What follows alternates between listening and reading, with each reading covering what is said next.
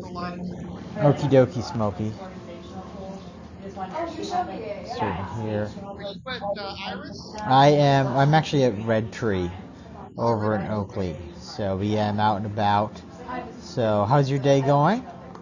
It's going okay. I hate hot weather, and even with three window units in this apartment, it's still really kind of muggy in here. So that's kind of bumming me out. But if that's the worst thing I have to worry about, I guess I don't have a lot to worry about. How about you? I am doing well as well. I'm advantaged by having a slight affection for the warmth, so that eases the burden for me. But Most people like the warmth, but I don't. I don't know. it strikes me that people must simply have radically different experiences of temperature, because people get almost violent sometimes in their antagonisms, like, oh, I love the cold, or I love the heat, or whatnot, and it's sort of like one of those kinds of antinomies, like whether you're a dog person or a cat person. So it points to perhaps differential in our subjectivities that is perhaps unfathomable.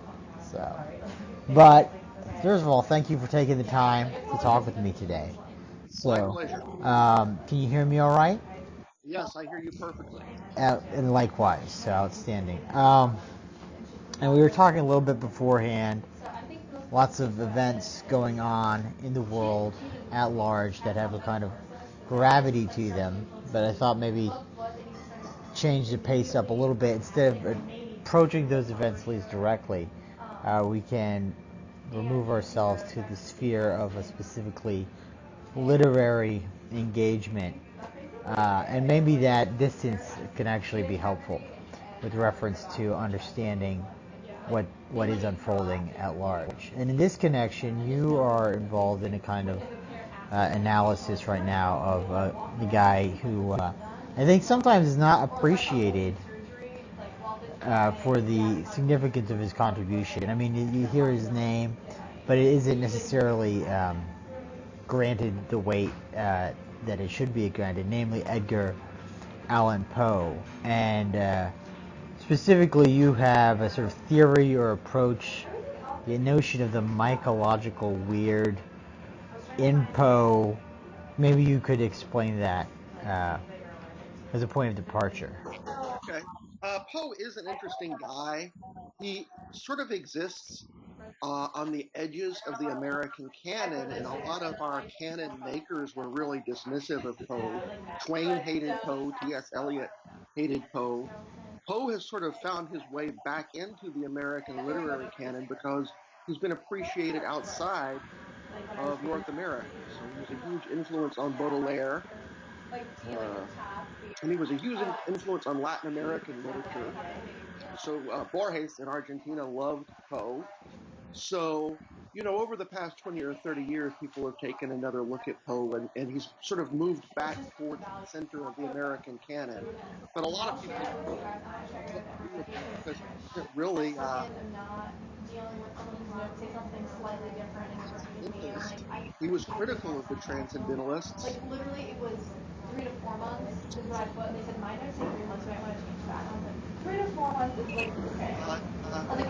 I appreciate it if it spent like 8 months with it too. Well, I would actually appreciate that. Seems almost too modern and at the time in a way that looks retrospectively at romanticism. But then, but I'm actually not concerned with any of that so much in what I'm writing right now. I'm really concerned with questions of representation and ontology and material and how it gets in literature. And this is really I'm looking at several. The main one that I'm trying to get around to examining specifically is The Fall of the House of Usher. And I'm looking at a specific passage in that where the narrator really the house of Usher observes that it seems to be all but falling apart.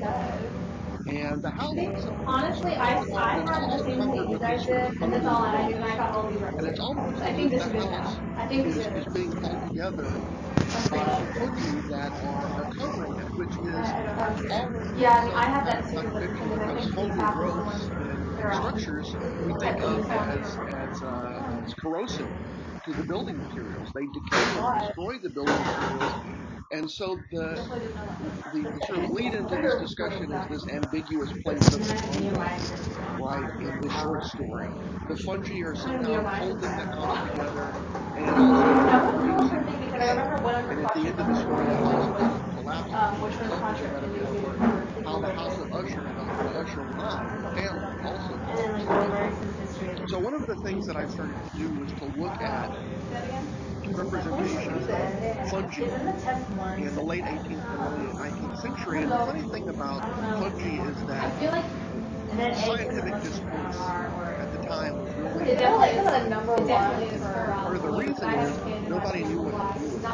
I They was were like a challenge to the and they had an egg taxonomic allergy, they can get the flu shot and they get like practices that $5. dominated biology. So I people don't know. I really feel didn't like know whether they were plants I or just whether they were animals or whether they were something that was sort of halfway in between a plant and an animal, or whether they were really even alive. I would know that it's Some people thought of them as sort of virus. being right on the cusp between living and death, right? Because it says Organic that and inorganic matter, so which in that scientific discourse sort of presages the metaphorical role they play in the story as being, a sign for decay and death, but also a sign for life and sort of the profusion of the biological, right? One of the things I'm trying to demonstrate in this manuscript, and I've been working on this for a long time, is that this gives us an insight into Poe, his I'm just understanding going to of put science, detached gelatin, and maybe helps us look at some of his other representations of life and the materiality of life, and some of my arguments is contrary to the sort of vitalism of the 19th century.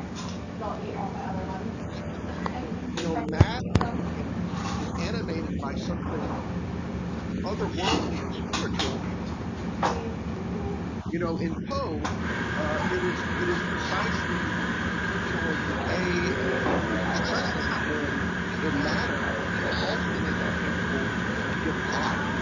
So just a dead beside the soul instead of an inert matter and sort of exalted spirit on the other side.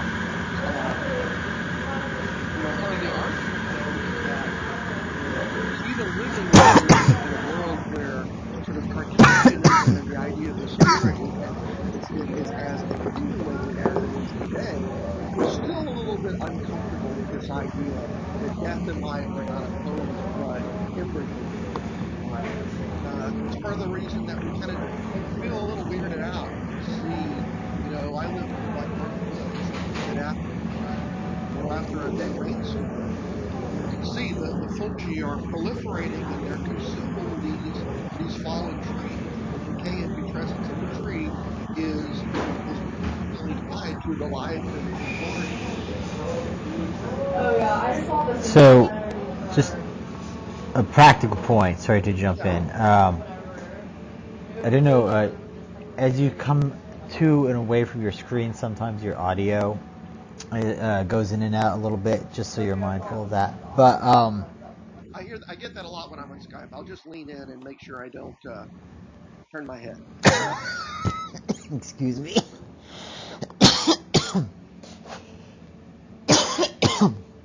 As I conveniently cough.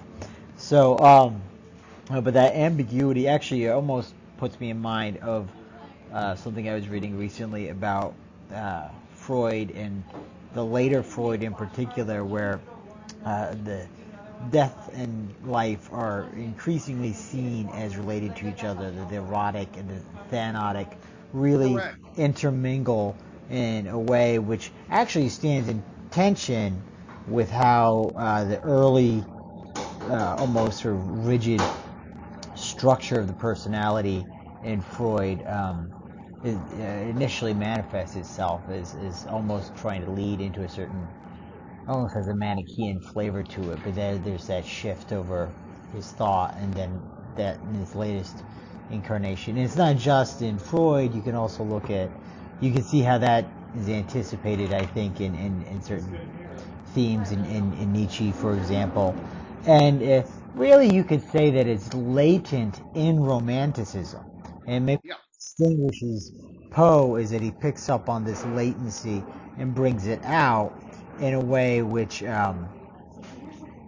is frankly disconcerting. Yes. Exactly.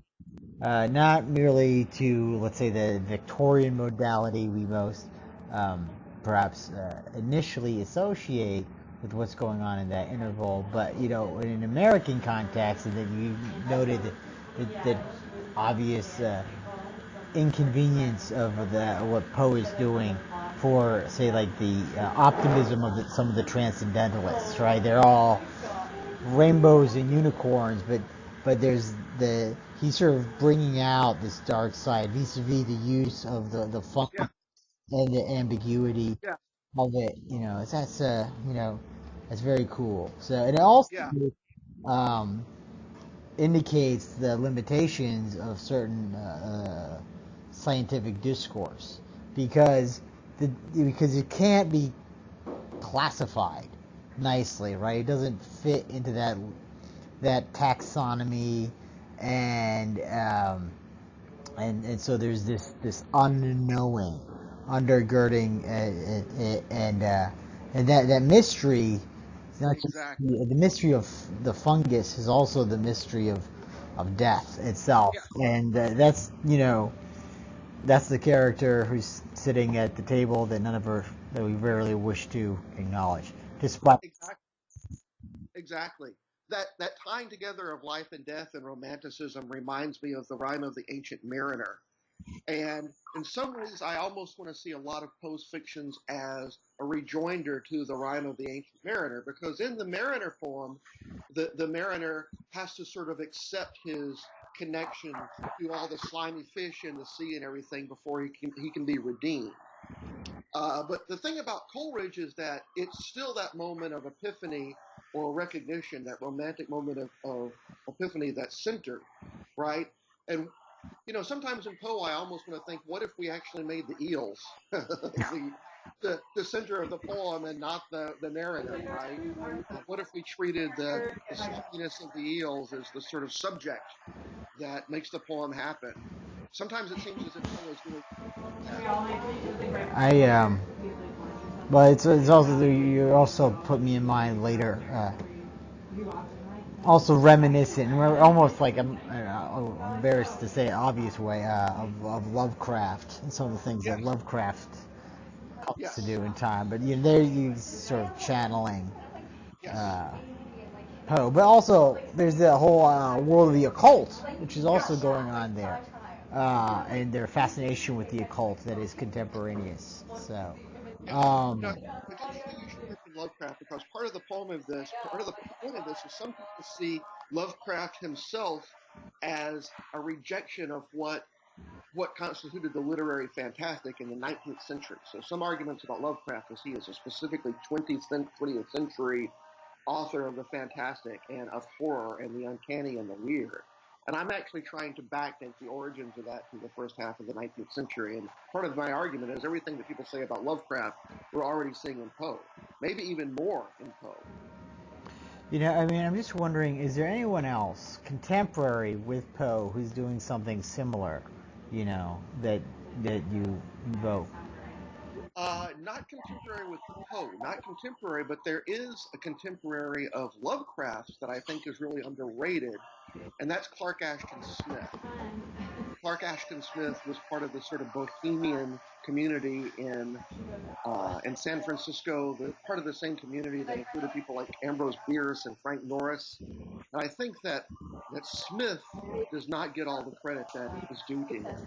I think sometimes some of this focus that's put on Lovecraft, we should also look at Smith, as well, because Smith was not sort of an outsider to the literary world. Smith was right in the middle of the San Francisco literary scene, and his social life involved the literary celebrities of his day.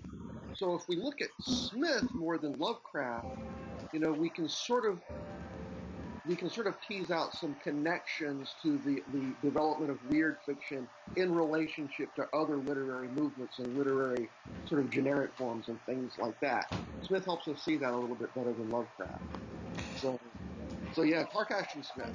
Let me ask you, and we can come back to Smith in just a second, but it occurred to me while you're speaking, could you elucidate the relationship between Poe and also other people who are sort of seen as, I think, points of departure for this constellation of genre, say Mary Shelley, her Frankenstein, in which there's also this relationship with life and death and the bodily and so forth.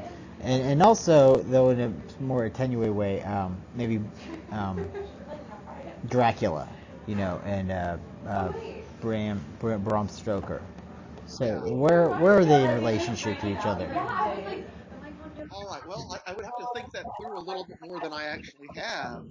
But one interesting thing that I think about Poe is that, Mary Shelley was, as far as prose fiction, Frankenstein is probably the greatest achievement of Romanticism. Right? So if we were going to have a syllabus on Romanticism, we could not have Shelley. Right? We would have to see it as a culmination and a text that's in dialogue with people like Blake and Coleridge and everybody else. Poe is in Romanticism, but also outside, and a lot of what Poe is almost anticipating are things that we might now consider sort of metafiction or postmodern fiction, and he is. And to that extent, like I say, it's almost as if Poe is both parodying Romanticism and embracing Romanticism at the same time. So, like I say, this is one of the reasons that, for example, Latin America embraced Poe so much.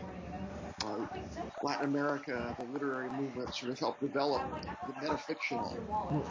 And is I just there's so much I don't know, right? You just said that Latin America, and then like a light bulb came on about magical realism, and it's like you wouldn't necessarily think, because there's something kind of bright about there's lots of light magical realism, I think, but Poe, you think it's brooding, it's dark, and the shadows and so forth, but it's just a fun juxtaposition that when you think about it, there's a definite connection there.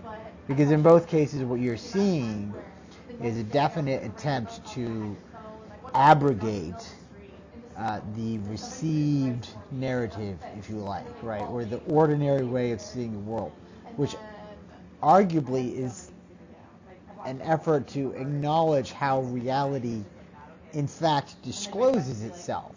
It does not, in fact, disclose itself in a way that fits nicely into these categories. And you could say that, Romanticism, its point of departure, is simply a rejection of those categories, but maybe it gets its project underway without appreciating altogether the dark side of its implications. And people like Poe and Shelley come along, and they go all the way and say, yes, we have to sort of, overthrow the Enlightenment. And if we're going to do that, we have to overthrow it in this complete way and acknowledge the weirdness of being. Got it. Yeah, that's exactly it. You should write my article. But then like you said, it's very anticipatory, because then these motifs become more explicit in the postmodern and the 20th century. And you had identified Clark Smith in particular.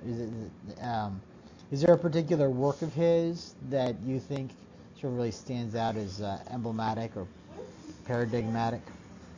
Yes, there is, and I can't remember the actual name of it. And part of the reason I can't remember the name is because a lot of his the titles of his fictions have these made-up, exotic-sounding names, just like uh, just like uh, just like Lovecraft did. It's I can Google it if you like. You can go ahead and do that. There's something else that occurs to me while you're doing that, in terms of you know, the mycological, and that is that, it's not something we like to touch, right? I think for at least most human beings, when they encounter fungi or mold, there's an apprehension, like there's a sense of mild disgust, or maybe even more than mild disgust. And I bring this up because I didn't know, because within certain circles to which I have some antipathy, there is I'm thinking of people who are very into evolutionary psychology or sociobiology and so forth. There's this idea that certain moral frames are predicated upon determinations that are resident in our persons as a consequence of genetic and environmental determination. And in particular, they situate the experience of disgust as integral to founding some of those moral frames, especially, they say, for people of conservative inclination. They say that our appreciation of sanctity, or the sacred, is an inverse expression of our instinctual disgust. Yes, that's Bataille. And but they won't cite Bataille, the people I'm No, thinking right, about. obviously not. I mean, But I was just going is to almost turn it over to you to sort of maybe gloss or riff on that for a bit. What's going on there? Well, I am a materialist, but as a materialist, I'm probably about as diametrically opposed to evolutionary psychology as I can be. I think that the scientific claims of evolutionary psychology are preposterous, because uh, the behavioral traits that they tie to biological traits are in fact names of behavioral traits, right? And the way we name behavioral traits and the way we try to cut nature at the joints when we're talking about human behavior is imbricated with history. And evolutionary psychology, to me, it seems like it's sort of a just so story, or it bases a lot of its arguments on the Texas sharpshooter fallacy, that if they see a genetic process, just sort of cast about and find some kind of trait that seems to match it, and name that trait, and then you can match the gene to the trait. But the traits themselves don't exist separate from all the other material phenomena with which they are imbricated. So I think that's an intellectually dishonest way of proceeding. I'm not an expert on it, though, so if we had one here, this person might be able to convince me, but I don't think so.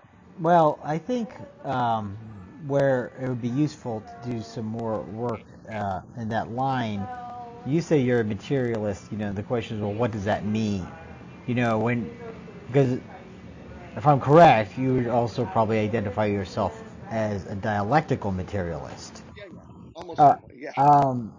And that is not a trivial distinction, because it ramifies for what you mean by matter.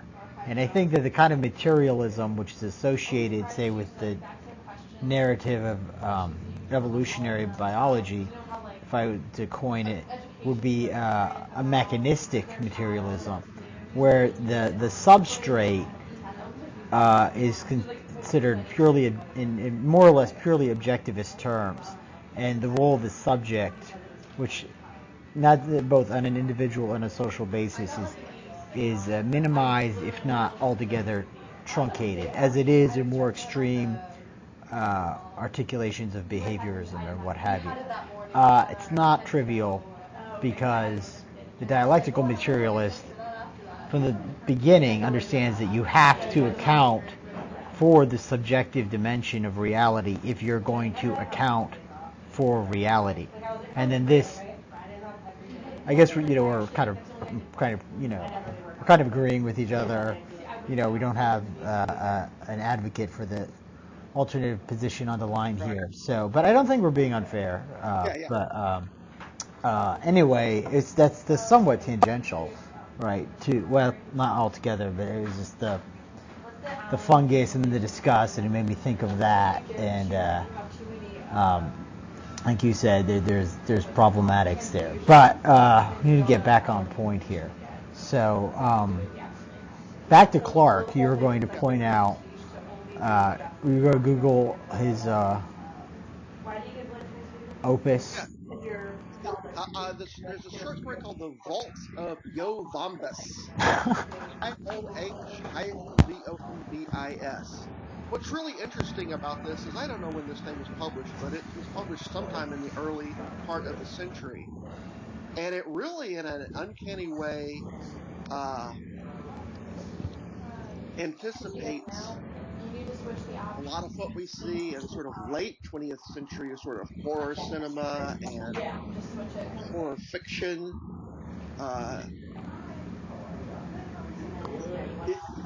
If you've ever, of course, most people have seen. I'm sure you've seen the Aliens series of movies. No.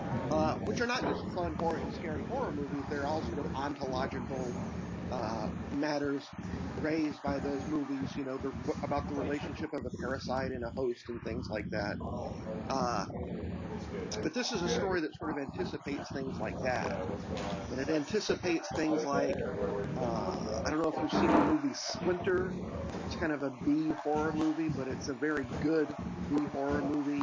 I don't think I've seen that. It sounds familiar, but I can't quite put my finger on it. Even if you've seen John Carpenter's remake of The Thing, this is something that, well, really, come to think of it, any of the remakes of Invasion of the Body Snatchers, these are themes that are being sort of anticipated by this story, which I was trying to call the tombs of something. It's actually the vaults of Yovombis. And what is? Spell it again. It's the vaults of YOH-VOMBIS. Okay. Yovombis. And is Yovombis a deity or an ancient elder kind of figure? Or?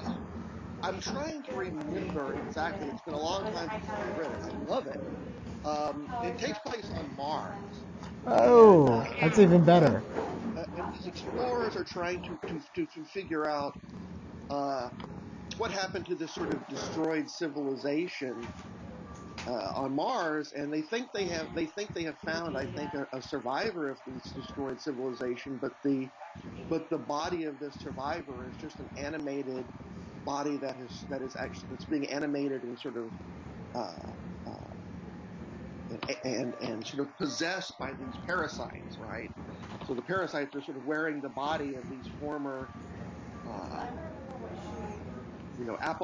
the Apollonian former Martians who built their technological society. The only ones that are left are actually just sort of being worn as costumes by these slug, snake, eel parasites that is truly hideous. It's a long time since I've read it, but in some ways, the science fictional aspect of it, the space exploration, gives it a more contemporary feel than Lovecraft, and Smith's prose is a little bit less purple than Lovecraft, so it seems a lot more contemporary.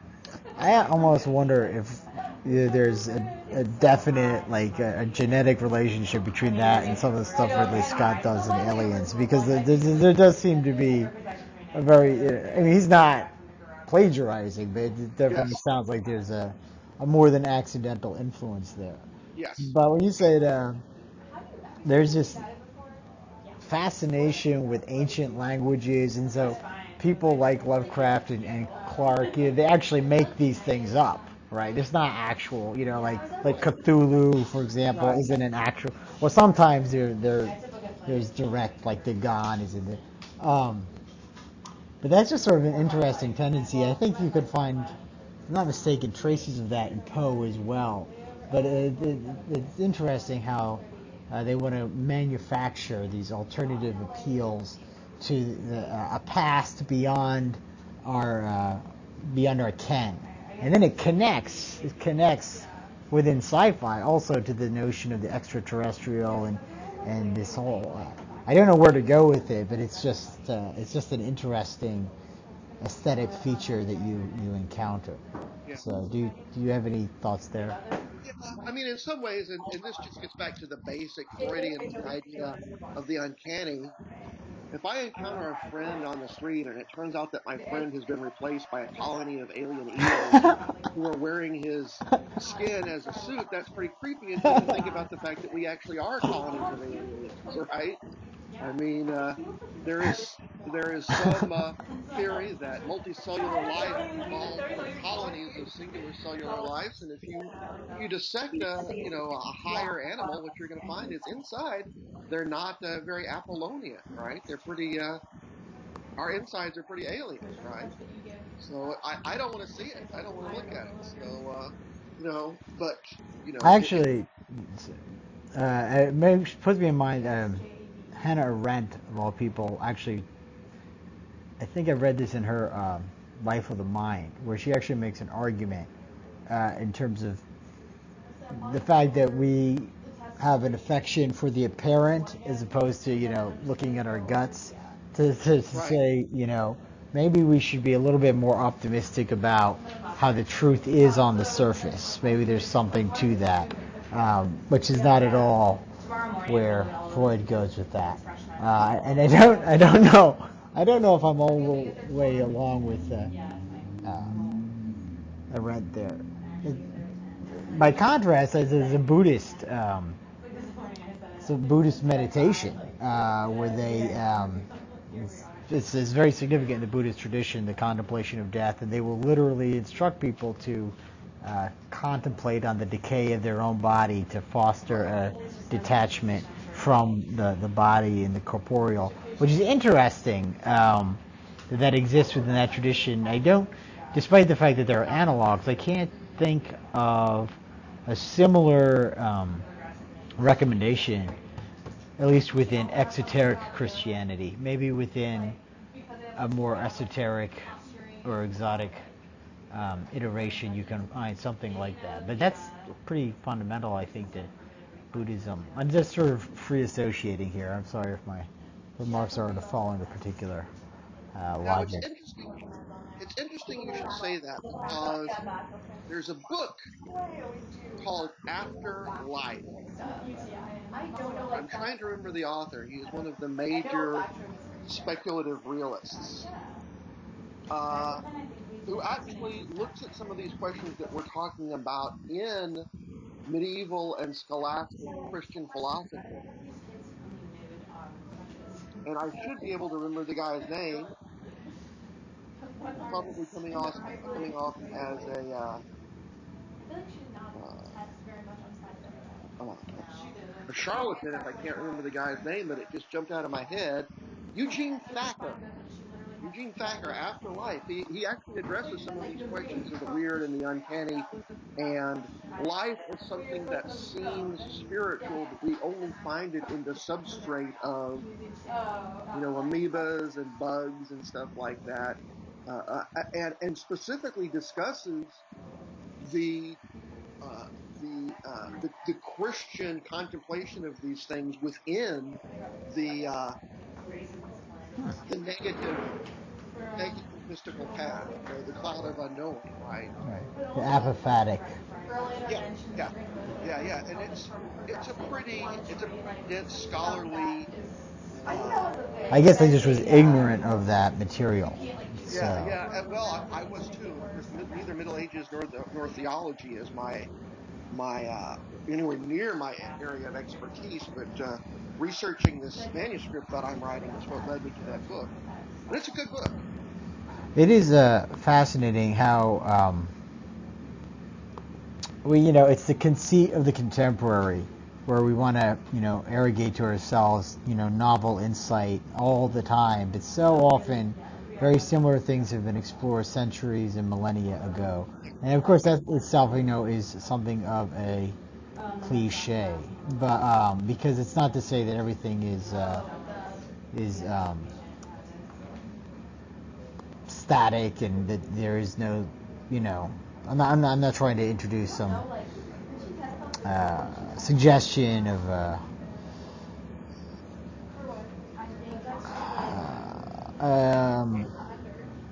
that there is no such thing as progress. So what we mean, we have to be very careful by what we mean by progress, because that creates its own cul-de-sacs, as it were. So, But the speculation you're making, I think Thacker actually makes that in the book, like in the introduction or something. I'll definitely follow up on that a bit. So, so to come back to Poe and the mycological, and how it shows up in the house of Usher and ambiguity and so forth. How does this relate, do you think, to? You said, well, it's an insight into Poe's perspective on the sciences. Maybe you could expand on that. And then, insofar as we can see Poe as involved in a broader, more unifying project, what do you think that project is? Well, that opens up a whole another can of worms, forgive the pun. And it opens up a lot of things that I'm not really an expert in, and I probably need to narrow down this project because I'm tracing down all the little trails, and I'm becoming sort of slightly knowledgeable about each one. But I think the progress of science, and this is something that Hegel talks about when he talks about spirit being a bone, the speculative identity between the low and the high. This is interesting to me. It has a relationship to Christian theology too. The idea that the temple will be built with the stone that the builders threw away, right? But the new temple, they found a faulty stone, a broken stone, a cracked stone, and threw it away as unfit for the building of the temple. But that's actually the keystone of the new temple, right? So, in Hegel, he talks about how, and of course we don't believe in chronology, but we have the spirit as this exalted thing that moves history and guides the world. And then in the 19th century, people believed that the spirit was influenced by the shape of the skull. So you have the high, Beethoven, and then you have the low, the bone, right? Spirit of the bone. And I think that what we're seeing in Poe and in that thing that you're talking about, where he takes that dark side of romanticism and almost asks the question, what if we just completely detach that from the sunny side and actually just celebrated the dark side of it? It's almost as if he's making us look at the bone and not just the spirit, right? He's forcing us to look at the bone. And this is something that I think, even at its most atheistic and its most skeptical, institutional science doesn't like to do, right? So I'm not dissing Neil deGrasse Tyson, but Neil deGrasse Tyson, one thing that's interesting to me is he presents himself as this hard-nosed skeptic, a materialist, right? Carl Sagan was somewhat similar, although Carl Sagan was a Marxist, so I guess he's a somewhat different story. But in fact, in many ways, and Neil deGrasse Tyson, he doesn't like philosophy, right? He's all about science and philosophy and then, right? And yet, a lot of things. Usually the bar is like this thing. Right. I will let you my laptop here. Yeah. All right, guys. I'm gonna go in tomorrow. I will go to the. Could you lean in a little bit to your mic, Frank? I'm sorry. Ideology itself is speaking, right? It's almost as if that if we take a Marxist ideology, the way someone like a Neil deGrasse Tyson or one of these new atheists talk, it's almost like a self-refuting. It's simultaneous, well, within it, it's self-confirming. Without it, it's self-refuting. But the fact that it has that circular character is sort of theological. I think that where it really becomes explicit is with the so-called transhumanists, right? Talk about not wanting to face the dark side. They really exemplify that in their active advocacy for things like immortality. I mean, you know, or they'll sometimes put it more euphemistically. They'll say it's indefinite lifespan, working to develop the capacity for indefinite lifespan, and it's I think it's fascinating, this phobia of our own demise, which that's obviously, I'm in no hurry to die, right? Okay, I'm not sitting here and saying I'm all lovey-dovey with the Grim Reaper, but Right. this adamant denial, sort of, I think, fits in with where you're saying, like, even though these people are professedly materialist, they don't want to look at the greasiness and the weirdness of life and our character as mortal entities, which is actually Cartesian. And in fact, that is how Descartes defined the scientific project as perspective means to acquire, the famous phrase is, lordship and mastery over nature, and to accentuate pleasure, diminish pain, and even to postpone or even deny death itself. So, It's interesting that you should mention that, because that actually speaks to the manuscript, which is, the manuscript itself is getting kind of long. It's probably getting too long for a journal article. But there's a science fiction book that was written about 20 years ago, maybe 15 years ago. The author's name is Greg Egan. He's an Australian author. And this is a story where these millionaires decide to upload their consciousness into computers. And what they discover is there is some mathematical algorithm by which your perception of time as an upload would be infinite. So even though the computers are finite machines, rooted in entropy and all of that, their uploaded selves would experience infinite consciousness, infinite being, right? So what happens is, while these people are in there, the uploads in the computer, in their virtual environment, actually invent a virtual environment in the virtual environment, right? So it's just a hobby. This becomes the big hobby of the big fad, this virtual society that exists among these uploaded consciousnesses, to build this second level simulation that's running within the simulation. And what happens is, life evolves within the simulation and the life within the simulation eventually begins to exit and invade the first order simulation, right? Now, the thing about this is that the way that the human consciousnesses who are uploaded perceive their creations is like bugs or ants or bees or something like that. They perceive them as a lower level life, but they are actually working out and reorder the first level simulation. And in the end, they sort of cut a deal with these creatures that, the creatures are then going to create a third level simulation within the second level simulation that's going to be like a nature preserve or a reservation.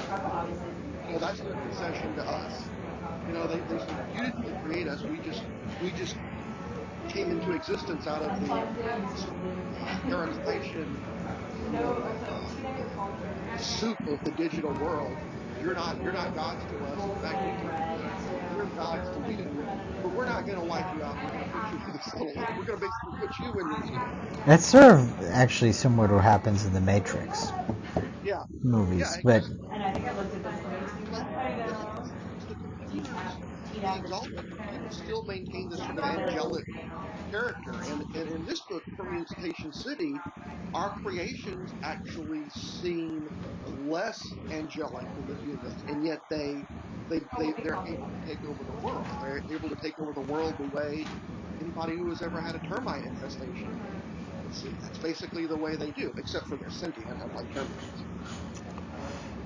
I mean, or like, a fungal, a mold infestation, if I can make that connection. Right. No, it's it's visceral. It's in visceral. Um, what's the word I'm looking for? I was looking for the word for a swarm. The swarm, as it were. But it almost seems that you have to. It seems like you can only ascribe for the phenomenon of to recur, as it does say within Poe.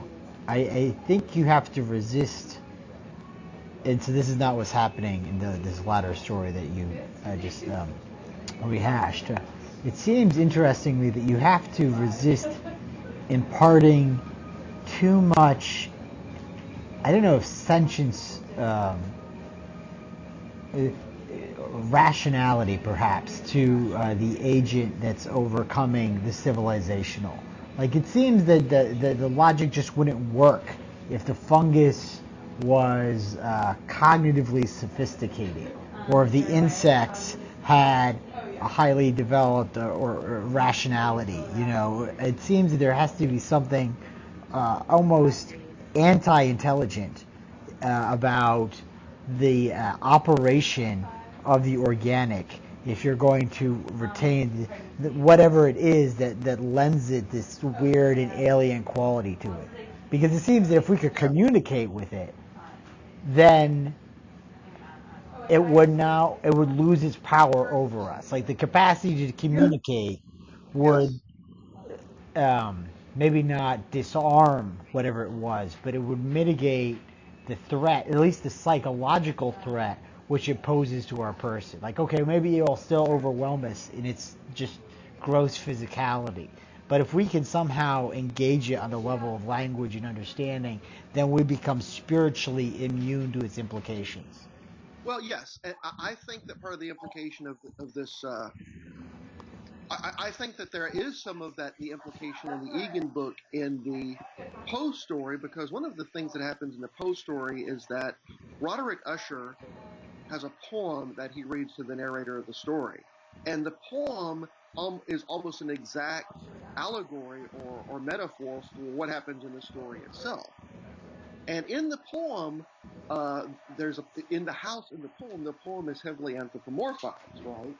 And there is a suggestion in the story that, once again, to reverse the spirit in the bone, rather than angelic beings inhabiting, inert matter, that the people in the house, the consciousnesses in the house, may be nothing more than the house itself thinking, right?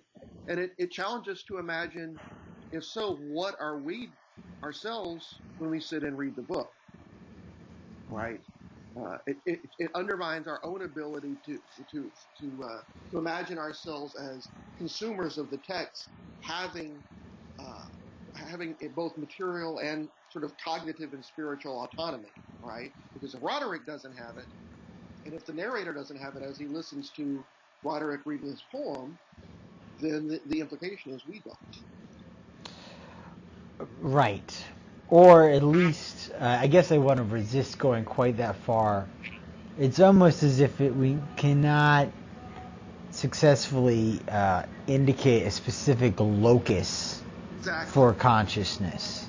Exactly. Or agency or will. It's a very slippery kind of thing. And where that becomes important is in connection with our desire to control, I think. And absent the presence of a denominated and fixed center, that narrative of control, I think, is very difficult to sustain. Is that? And how does one respond to that? To the explosion of the narrative of control? Is that the question? Is that one of the questions? I don't think he would necessarily put it in quite those terms, but do you think that that's one of the questions then that Poe is with which Poe is confronting us? And maybe so, because you look at other like Poe things. I'm not like deeply versed, but like like the Telltale Heart, or even in a sense the Raven, right? There's all these Yeah, I think that's a reasonable claim. Yeah. But anyway, but to I see here. So to come back to your manuscript, then, uh, what else is going on with that then? Well, I'll tell you, I have to plan it out. I have to plan it out because I have a problem with being a really verbose, and I've just written preliminary introductory comments on this thing, and it's already as long as a journal article can be. It's already reaching that. So it's either going to be a really long journal article, or I'm going to have to rethink it and find some way to be more brief, which is really difficult for me. Well, always write a small book, I suppose. Yeah. I have to So, find a publisher for it, which is a whole different thing. but I mean, we're coming up here on the hour, so we're not quite. Where are we? We're at 50 minutes and change. Yeah. So, is there any other point that you want to, or a set of points that you'd like to bring out before we close things up here? Oh, it's been actually you've helped me sort of think through what I'm going to do next. Telling you about it may actually help me be more brief and more concise. That's really good for me. Well, it's a delightful conversation. Yeah, I wasn't really certain where you're going, but you start thinking about it, it really sort of unfolds in all these different directions. The contemplation of the metaphor of the mold, and it also shows up all over the place once you start looking for it, and resonates with all these other themes in literature and art, and also culturally instructive. Uh, so thank you, Frank. Certainly. I do want to add one thing. There's a guy named Ben Woodard, Woodard, and he wrote a little book called Slime Dynamics. That was a huge influence on my thinking and writing this. And a lot of those little zero books are fairly influential for such small books, but I don't know if this little book has gotten all the props that it deserves. And Which he one talks. was it? It's called Slime Oh, Dynamics. that's right. You had mentioned this. Yeah. Yeah, it's a really good book, and it's unlike my manuscript. It's really concise. So, So yeah, I recommend that book a lot. maybe I'll give a shout out to this guy and see if he'll do an interview with me. So Yeah, we'll follow up. So we mentioned that before. So anyway, well, that's awesome. So thank you, Frank. my pleasure. And we'll have this up probably later on this evening. I'll send you a link. Absolutely. So, and have a lovely evening, and Thank I'll you. talk to you soon. Thanks, Thomas. Ciao. Ciao.